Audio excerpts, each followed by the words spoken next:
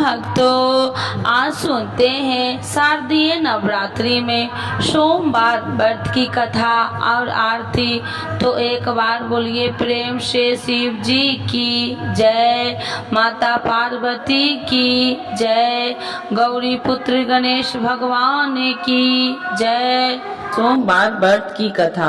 तो एक बार बोलिए प्रेम से भगवान शिव की जय, माता पार्वती की जय। एक समय की बात है, किसी नगर में एक साहूकार रहता था। उसके घर में धन की कोई कमी नहीं थी, लेकिन उसकी कोई संतान नहीं थी। इस कारण वह बहुत दुखी था। पुत्र प्राप्ति के लिए वह प्रत्येक सोमवार को व्रत रखता और पूरी श्रद्धा के साथ शिव मंदिर जाकर भगवान शिव और माता पार्वती जी की पूजा करता था। उसकी भक्ति देखकर एक दिन माँ पार्वती प्रसन्न हो गई और भगवान शिव से उस साहूकार की मनोकामना पूर्ण करने का आग्रह किया। पार्वती जी की इच्छा सुनकर भगवान शिव ने कहा कि हे पार्वती, इस संसार में हर प्राणी को उसके कर्मों का फल मिलता है और जिसके भाग्य में जो हो उसे भोगना ही पड़ता है। लेकिन पार्वती जी ने साहूकार की भक्ति का मान रखने के लिए उसकी मनोकामना पूर्ण करने की इच्छा जताई। माता पार्वती के आग्रह पर शिव जी ने साहूकार को पुत्र प्राप्ति का वरदान तो दिया, लेकिन साथ ही यह भी कहा कि उसके बालक की आयु केवल 12 वर्ष होगी। माता पार्वती और भगवान शिव की बातचीत को साहूकार सुन रहा था। उसे न तो इस बात की खुशी थी और न ही दुख। वह पहले की भांति शिव जी की पूजा करता रहा। कुछ समय के बाद साहूकार के घर एक पुत्र का जन्म हुआ। वह बालक 11 वर्ष का हुआ तो उसे पढ़ने के लिए काशी भेज दिया गया। साहूकार ने पुत्र के मामा को बुलाकर उसे बहुत सारा धन दिया और कहा कि तुम इस बालक को काशी विद्या प्राप्ति के लिए ले जाओ और मार्ग में यज्ञ कराना। जहाँ भी यज्ञ कराओ वहाँ ब्राह्मणों को भोजन कराते और दक्षिणा देते हुए जाना। दोनों मामा भतीजा इसी तरह यज्ञ कराते और ब्राह्मणों को दान दक्षिणा देते काशी की ओर चल पड़े। रात में एक नगर पड़ा, जहाँ नगर के राजा की कन्या का विवाह था, लेकिन उस राजकुमार से उसका विवाह होने वाला था। वह एक आंख से कन्हा था।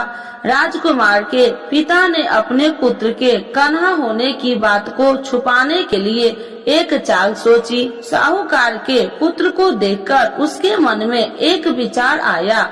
उसने सोचा क्यों न इस बालक को दुल्हा बनाकर राजकुमारी से विवाह करा दूं।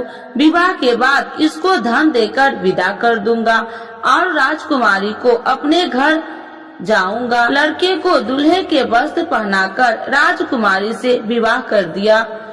लेकिन साहूकार का पुत्र ईमानदार था। उसे यह बात अन्याय संगत नहीं लगी। उसने अवसर पाकर राजकुमारी की चुनरी के पल्ले पर लिखा कि तुम्हारा विवाह तो मेरे साथ हुआ है, लेकिन जिस राजकुमार के संग तुम्हें भेजा जाएगा वह एक आंख से कन्हा है।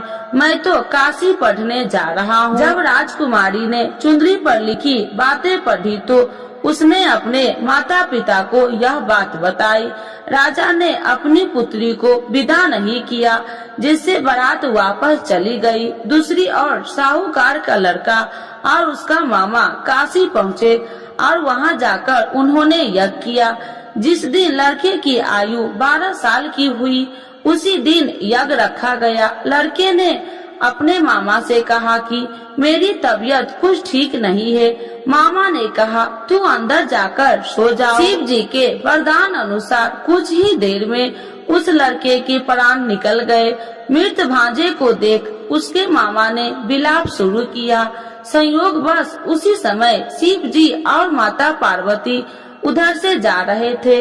पार्वती भगवान से कहा स्वामी, मुझे इसके रोने के स्वर सहन नहीं हो रहा।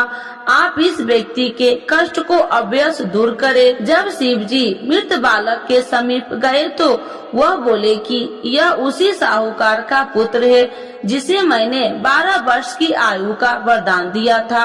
अब इसकी आयु पूरी हो चुकी है।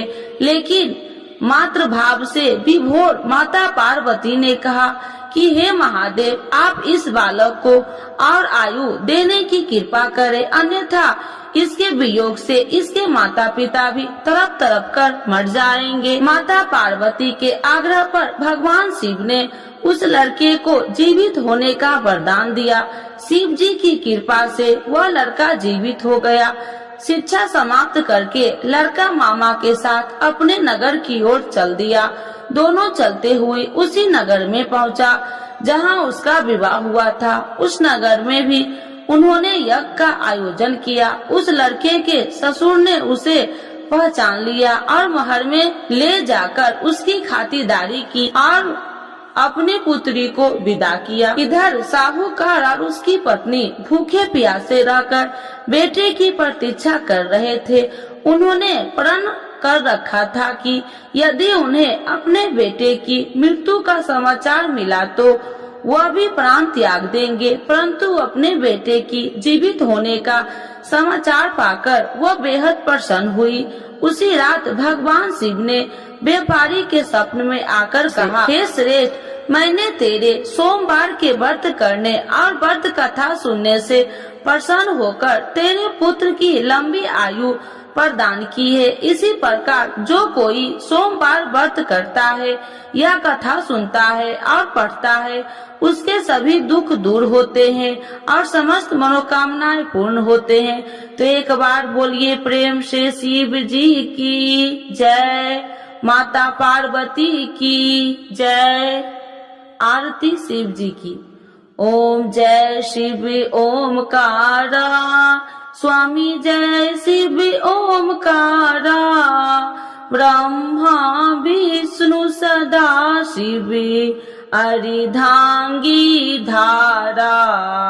ओम जय शिव ओमकारा, एकानन चतुरानन पंचानन राजे, स्वामी पंचानन राजे, हंसासन गरुड़ासन विश्वाहन साजे। ओम जय शिव ओमकारा, दो भुज चार चतुर भुज, 10 भुज अति सोहे, स्वामी 10 भुज अति सोहे, त्रिगुणी रूपिणी रखिते, तिरुबनि जन मोहे। ओम जय शिव ओमकारा, अच्छी माला बनि माला, मुंडी माला धारी, स्वामी मुंडी माला धारी, त्रिपुरारी कंसारी, करी माला धारी। ओम जय शिव ओमकारा, श्वेतांबर पीतांबर बाघांबर अंगे, स्वामी बाघांबर अंगे, सनिकादिक गरुनादिक भूतादिक संगे। ओम जय शिव ओमकारा, करके मध्य कमंडल चक्र त्रिशूल धारी, स्वामी चक्र त्रिशूल धारी, सुखकारी दुखिहारी, जग पालनकारी। ओम जय शिव ओमकारा, ब्रह्मा विष्णु सदा शिव जानति अविवेका, स्वामी जानति अविवेका, मधु कैटभ दो मारे, सुर भयहीन करे। ओम जय शिव ओमकारा, लक्ष्मी व सावित्री पार्वती संगा, स्वामी पार्वती संगा, पार्वती अर्धंगी, शिव लहरी गंगा।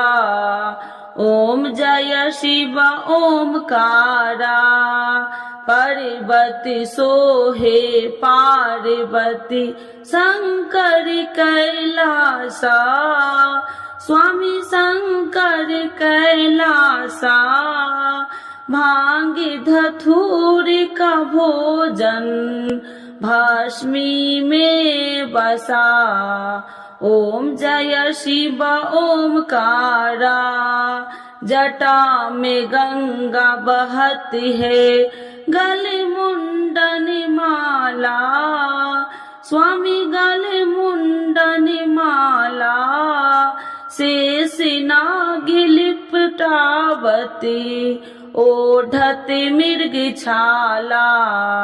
ओम जय शिव ओमकारा, काशी में विराजे विश्वनाथी नंदी ब्रह्मचारी, स्वामी नंदी ब्रह्मचारी।